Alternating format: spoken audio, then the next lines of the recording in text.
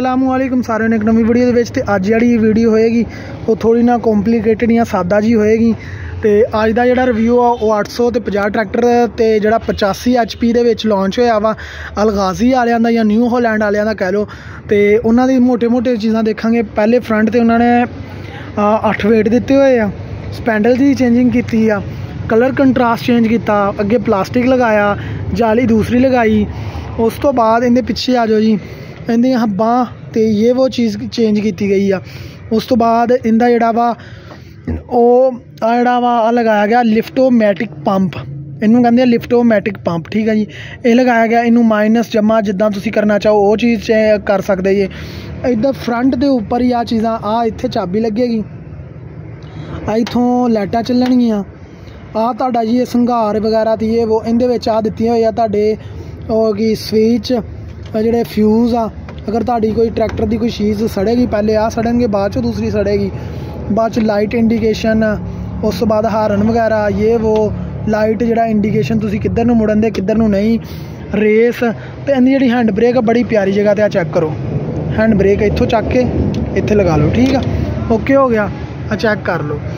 उस तो बाद इनके जड़ियाँ इत्थे दूसरिया निक्कियां लाइटां लगाई गई वा। उस तो बाद अपना इनके जड़े सीट कवर ये वो। उस तो बाद इनकी इंडिकेशन भी तुसी पढ़ लैनी आ। ये सामने लिखिया जी पोज करके सारे ने जी इंडिकेशन ये पढ़ लैनी। ट्रैक्टर फ्री सर्विस 40 घंटे 2 माह मुकम्मल होने पर लाजमी करें, बसूरत दीगर ट्रैक्टर की वारंटी मनसूख कर दी जाएगी। ठीक है, ये बाकी चीज़ा तुसी आप पढ़ लियो इनू पोज करके। तो बाकी ये चीज़ा ट्रैक्टर दियां तुसी देख लिया। बाद एक चीज़ नोट करने वाली रह गई, 2 वेट दिते गए 55 kg दे। ठीक है, 2 वेट आ, मतलब एक वेट आ वा एक पिछे वेट आ, मतलब 2 वेट आ 55 kg दे वेट आ। मैनू ये नहीं पता कि दोनों 55 kg दे बनते कि एक, मेरे ख्याल में एक ही होएगा। इनके बारे मुकम्मल पता नहीं गा, मैनू पता करके दसांगे। बाकी इन्दियां तुसीं हब्बां ये वो चीज़ां चेक कर लियो।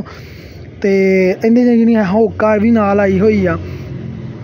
हाइट आ जिहड़ियां चीज़ां लोकां नूं नहीं पता हुंदा कि 90 kg 120 kg वाले बंदे नूं इत्थे इन्ना रखना चाहिए, ये भी तुसीं देख लियो। बाद च इनदे मरगाड़ चेंज किए गए, लाइटां लगाईयां गईयां वा। ठीक है, इधर वाली साइड ते 510 इनदा तो तुहानूं पता है, बाबा ट्रैक्टर दा हर किसी नूं पता किहड़ी चीज़ किद्दां वा। ओके हो गया, बाकी वीडियो अज दी खत्म करने इत्थे ही।